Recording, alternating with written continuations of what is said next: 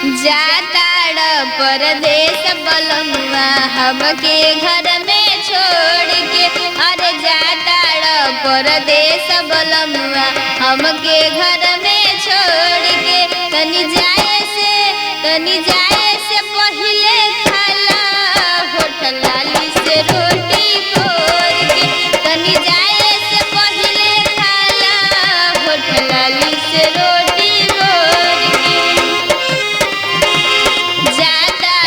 समझा के जइह देवरा चोली छोड़ के। तनी जाए से पहिले खाला होठ लाली से रोटी बोर के।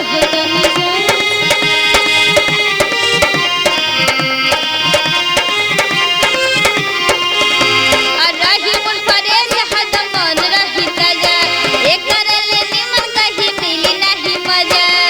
अले लछुमा बनी जतरन हो नहीं होई कोनो खतरन हो। लहकता जवानी के अगिया गईली जाला छोड़ के। तनी जाए से पहिले खाला होठ लाली से रोटी बोर के।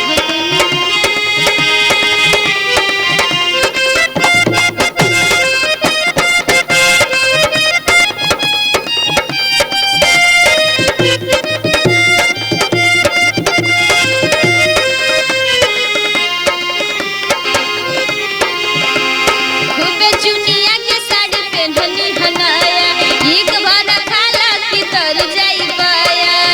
होनवे पे हाल चाल होई हो दिल दोसरा के ना दिया हो। याद आई बोलमुआ तो हर प्यार कइल काम भोर में। तनी जाए से पहिले खाला होठ लाली